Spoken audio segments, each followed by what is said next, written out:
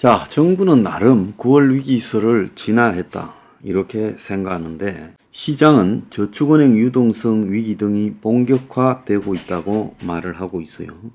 그래서 하반기 지금 한국의 이 금융 위기와 관련한 금융 당국과 시장의 전망이 엇갈리고 있어요. 그래서 지금 가장 위태로운 것 중에 하나가 새마을금고하고 저축은행이요. 자, 이런 것들이 안정이 되었다고 하는데 신용평가사들은 저축은행의 유동성 위기가 나올 거다라고 경고하고 있어요. 한국신용평가 한신평은 저축은행 관련 보고서에서 올해 하반기에 저축은행 수익성 및 건전성 저하가 본격적화될 거다. 지난해 10월 이후 조달 금리가 상승하고 대손 충당금 적립 등으로 부담이 계속되고 지금 적자가 누적되고 있어서 부동산 금융과 가계 신용 대출에서 지금 건전성이 무너지고 있다. 그리고 수익성이 악화되고 있고 앞으로 기준금리 상승 여파로 이자 비용이 올라가고 부동산 PF의 손실이 계속 발생하는데 이미 거기에 대손 충당금이 들어간 것만으로도 적자가 심해지고 있다. 정부는 별 문제 없고 회복될 거다 하지만은 저축은행 관행연자들은 순손실이 지속되고 있고 그리고 하반기에 부동산 금융과 개인 신용 대출 관련 유동성 부실이 본격화될 거라고 지금 한신평 등이 이야기를 하고 있어요. 대출 금리가 만기 연장 시 9에서 11%로 2배 상승해서 돈 빌린 사람이 이자 부담이 가중되고 2회 이상 만기를 연장한 사업장 수가 증가해 사업성이 떨어질 거다. 그리고 가계 신용 대출의 경우 차주 돈 빌려간 사람의 76%가 다중채무자, 저축은행에서 돈 빌리는 사람 뻔하죠. 또 개인 신용 팽점 기준 하위 20% 비중이 절반을 차지한다. 그래서 금융권에는 저축은행은 자금 조달이 예적금밖에 없는데 시중은행까지 합세해서 지금 수신금리를 올리고 있어서 이번에 또 적자가 누적될 거다. 그리고 작년에 고금리 상품을 팔았는데 울며 겨자 먹기로 이 만기가 돌아오는 측면에서 이걸 어떻게 넘길지 걱정이라는 거예요. 자, 어제 새마을금고에 이어 신협농협도 반년 만에 연체율이 1%씩 높아졌다라는 보도가 있었어요. 자, 새마을금고가 상반기에 1236억의 순손실을 기록했어요.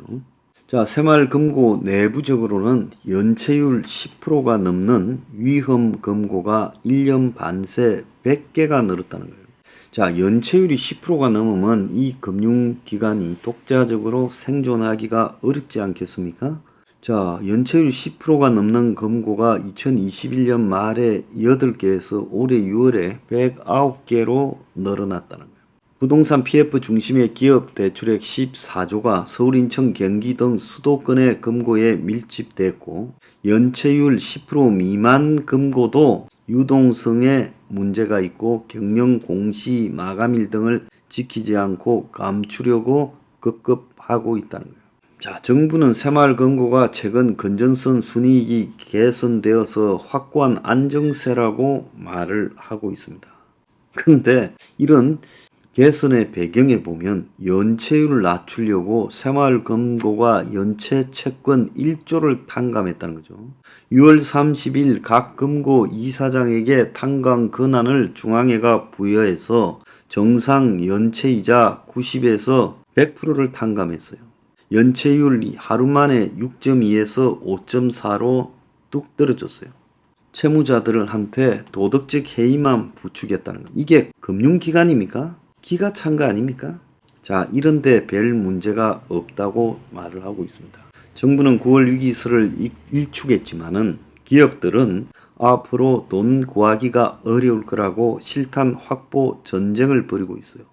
고금리가 장기화되면서 기업들 자금 조달이 어려워져서 건물을 팔고 또 보유 지분을 팔고 빚도 줄이고 하면서 기업마다 돈 구한다고 현금을 확보하려고 야단이 났습니다. 자, 추석 앞두고 물가가 3%대로 뛰어 올랐는데 체감 생활 물가는 4%대에 근접하고 있는데 농수산물 국제유가 등에서 지금 큰 문제가 지금 생기고 있고 공공요금까지 올라가고 있습니다. 그래서 추석 연휴 앞두고 지금 3년 만에 최대 수준의 물가 인상이 되고 있어요. 정부는 또 10월 달이면 안정될 거라고 이야기를 하고 있습니다. 자, 이런 이 금융 불안, 물가 불안에다가 지금 국민 총소득은 0.7%가 뒷걸음쳤어요. 그래서 2분기에 국내 총생산 GDP가 0.6% 성장했다는 거예요. 그런데 소득의 실질 구매력을 나타내는 실질 국민 총소득 GNI 증가율은 0.7%가 감소해서 지난해 2분기 이후 최저치를 기록하고 있다는 거예요. 그래서 국민들은 솔직히 말하면 쓸 돈이 없다라는 겁니다. 가만히 앉아서 실제로 소득이 지금 줄어들고 있다. 겨우 역성장을 맨한 0.6% 성장을 했지만은 국민 총소득은 3분기 만에 뚝 떨어져 버렸다는 거예요. 자, 그래서 성장률 0.6%도 지금 이게 결국은 불황형 흑자로 겨우 지금 무역 적자를 매냈는데 국민 총소득이 실질 총소득이 낮아졌다라는 것은 국민들의 구매력이 떨어져 버렸다는 거예요. 마이너스 0.7만큼요. 그러면 내수 소비가 침체되고 하반기 GDP를 더 낮출 거라는 거예요. 자, 한국은행은 또 애매하게 말합니다. 경기가 내려갈 요인과 올라갈 요인이 동시에 작용하고 있어 지금 우리 경제의 불확실성이 지금 높아졌다. 곳곳에 지금 건설 현장에 흙먼지만 날리는 부지에 천으로 덮어놨고 공사 인력은 안 보여요. 브릿지론으로 땅은 어떻게 샀지만은 PF 대출이 지금 문제가 생겨 채무 불이행에 빠진 이런 사업장에 물려있는 건설사들이 지금 수두룩하게 부도가 나고 있고 건설업계에서 시작된 돈맥개가는 앞에서 말했듯이 기업 전체로 번져가고 있어요. 이제 수출도 맛이 갔습니다. 이런 상황을 심각하게 여기지 않고 있다면요. 곤란하죠. 언제쯤 현실을 파악할까요? 나중에 이제 무너지고 난 뒤에는 뭐라고 답할지 걱정입니다.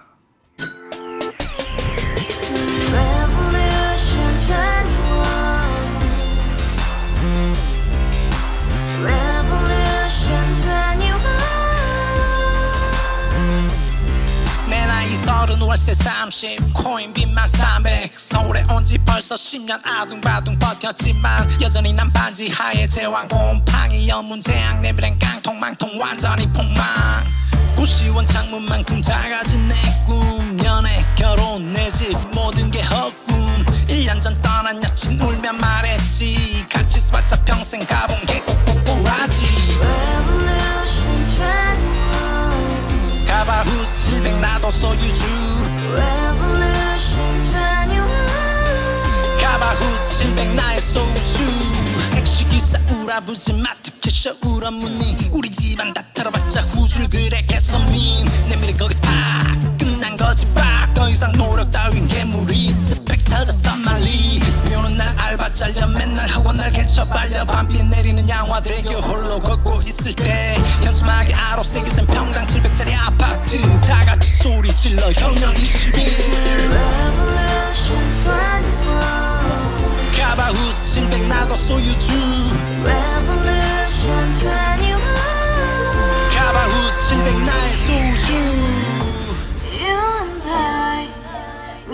Together in the house, brand new day, and your dream had just begun.